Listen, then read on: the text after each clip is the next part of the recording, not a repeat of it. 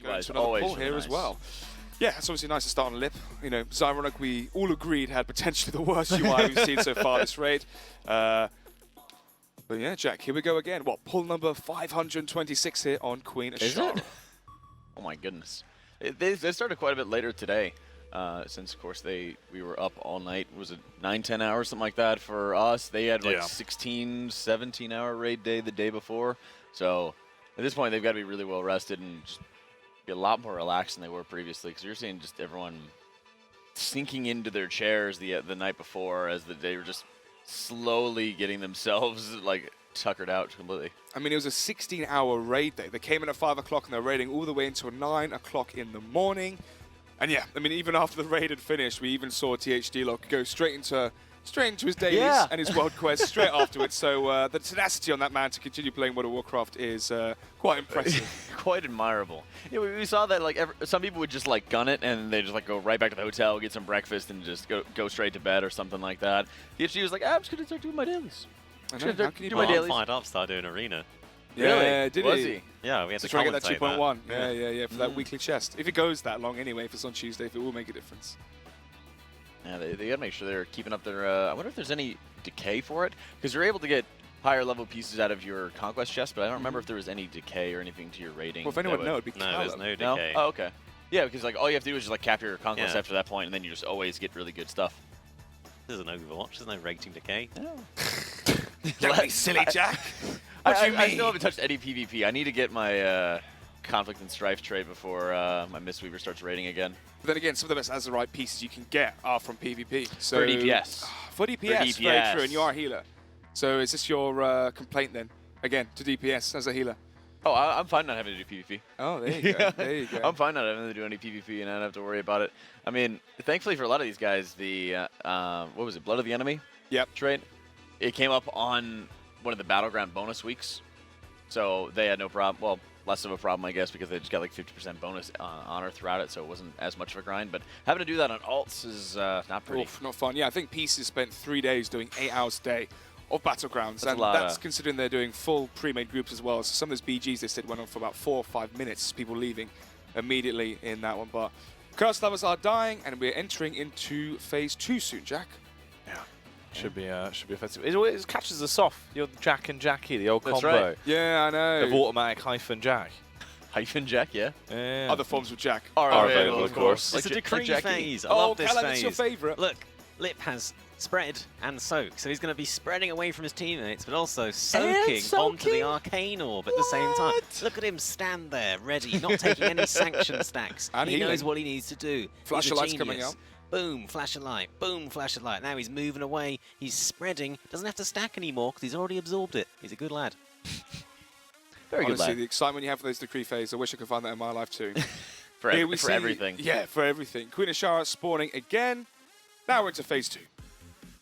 Yeah, we got some big Phase 2 action. We've always been like trying to focus in on Lip's UI because, for one, being able to have the melee point of view is surprisingly pretty nice in this encounter because the range has to be just running all over the place, especially when it has just to be pillar pov. Yeah, it is pillar pov. pov, super hard, right? But at least you're able to like stick to the boss onto this one. So, yep, they're getting into the middle of the room, and of course they have to be watching out for that ward of power in the middle of the room, as well as the wards on the sides of the room. So she will be draining into the energy from those when she gets moved to 1 or when she goes to 1. So you'll just have all the players start taking increasing levels of stacks from the ward, reducing their stamina. So you're starting to see, for example, they are charging up that ward of power and moving out to make sure they kill all those adds in time, and then divide and conquer. So it's a really quick movement on the side of melee, and we haven't seen tons of melee being brought to this encounter, partially because there is a lot of movement from divide and conquers that can be just completely cut off melee if they're out of position. But we've seen previously, I mean, some of these guys are really talking about how good 2-minute classes are, like a Ret Paladin, because that end burn phase is like it's like just over 2 minutes. So it's likely that they'll be able to get 2 uses out of wings if they go deep on this encounter. The trinket as well, that drops from Orgazoa, the dribbling ink pod as well, is so strong on this boss in that final phase, especially when the final phase, you go through those Titan consoles and you do eventually wipe it. It's very important to have it. But yeah, I mean, right now, basically, the job is to pump this boss before 70%, before phase 3, so they can skip that indomitable ad. you know, we've seen like execute phases on bosses be so incredibly important. I mean, Gahun was very similar in that regard, where it was just ever-increasing levels of ticking damage. Jaina, same thing, ever-increasing levels of ticking damage that were going out, and you needed every little advantage. I'm not sure if Gut Ripper is still relevant for a lot of these guys, but I remember everybody expecting into Gut Ripper on Gahun progression just to try to help bring it down just a little bit more quickly. And then having, again, the Orgozoa trinket, as you mentioned, having that extra bit of burst damage on execute phase is just insanely important. And oh my gosh, Callum! Yeah, Whoa. it's a decree phase once again. Look at Lip, he's got stack and don't soak. What does that mean? You're undering. Oh, well, that means he has to stack on his compadres, but not soak this time. Whoa. Oh, a bit confusing from last time, but he has to just stand there and not soak anything, and he's doing it perfectly. What a genius.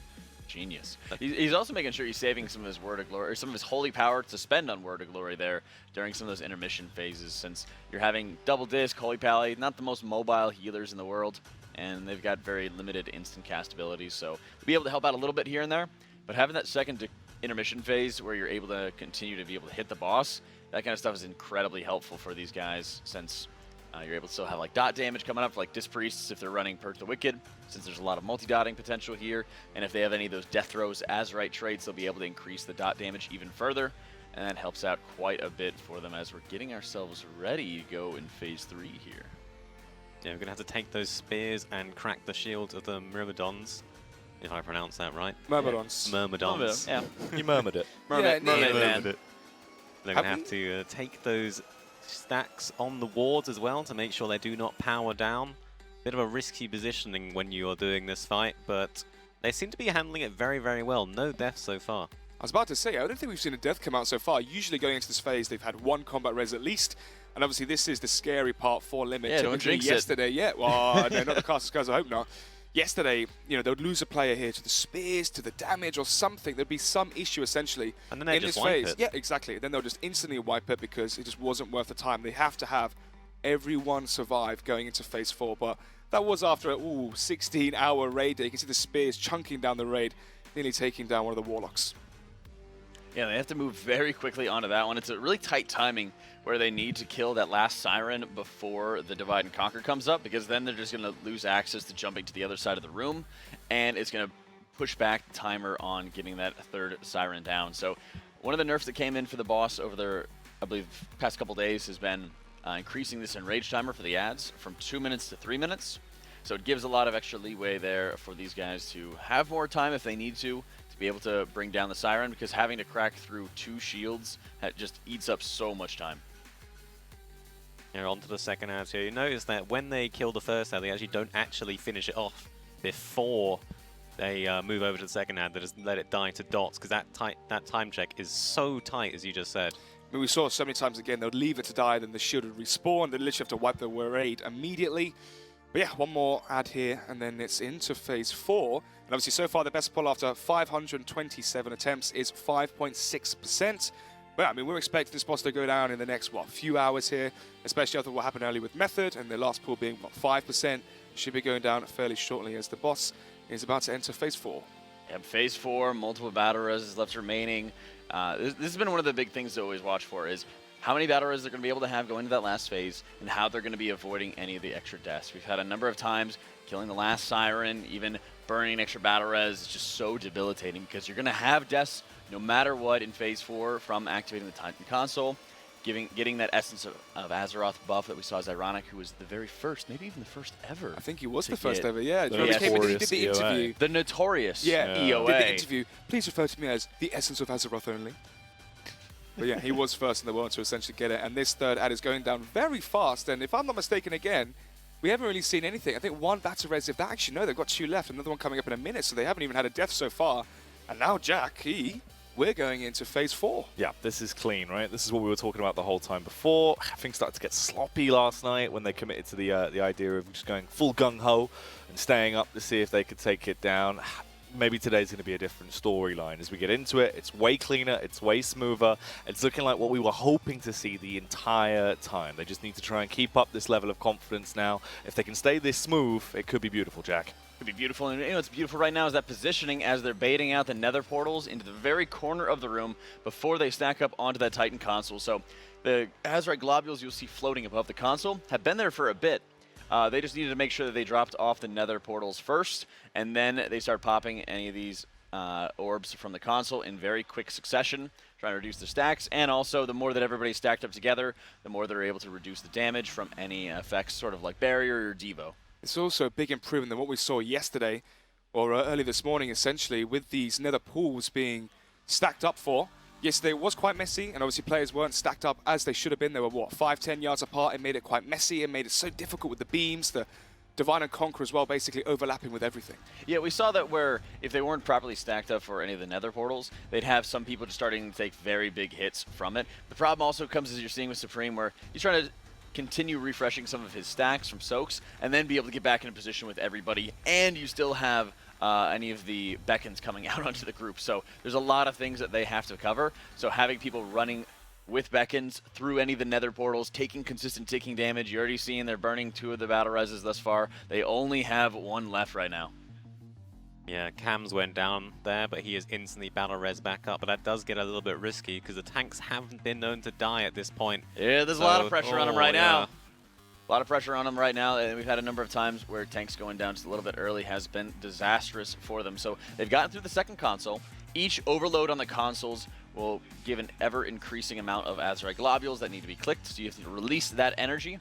Otherwise, the Titan console will explode and wipe the raid. So the first console, 3, second 4, and the third 5. So very important onto that one. Now they're getting themselves ready for the next nether portal here. They're baiting it away from that console. Very quick teleport back by Supreme to make sure he's getting himself into good position onto this one as we're just about to get to that 20% mark. Yeah, Jigs drops there, but they do use the battle res onto him. Lava Banger also goes down, and he does ank on this. They're really thinking this is going to be the pull. The boss is in the execute phase now. With those 4 mages, they will be dealing a mass amount of damage. Massive amount of damage. Barriers coming up, start reducing a lot of the damage coming from the Titan console. They're going to need very heavy healing to be able to burst their way through this, because they want to be able to pop as many as they can during the barrier, reduce the total damage going on to the group, but also make sure they're not popping it too fast and ending up bringing somebody down too quickly. So again, baiting out the nether portal once again as they're making sure the wards of power on the edges of the room are being charged up so nobody's losing out on their stacks, because whenever you're clicking onto the console, it will start draining the wards of energy, and they need to make sure they're staying on top of it. Couple deaths coming out right now, saying and Lip are down, but that boss is still dropping very low as we're getting to the 10% mark. Oh, yeah, sub 10%, Jackie. This could be the best one we've seen so far. Yeah, they've just hit it now, still 11%. They're about to get their way through. The health bar is dropping down. The damage is coming through. I mean, they've lost 2 players so far from the raid comp, but it's still looking good. This very well could be the pull, Jack. If everything goes their way, this could be it. They could be dethroning the Queen. 7% left up on the boss. Supreme's refreshing his 5 stacks there, making sure that everybody is well disciplined to make sure they're keeping those wards empowered as much as they can. They do not want them to be draining down. About to hit 3%. They're watching for any of those piercing 3%. gazes. The eyes of Enzoth coming out from the sides of the room here. It's going to be a Divide and Conquer coming up soon. They got to really watch out for this beam. It's going to cut across the room. A lot of deaths coming up, but 1% left remaining. Oh, Titan console explodes. 1% left up on the boss, and they get it. Hey! Oh my goodness. I'm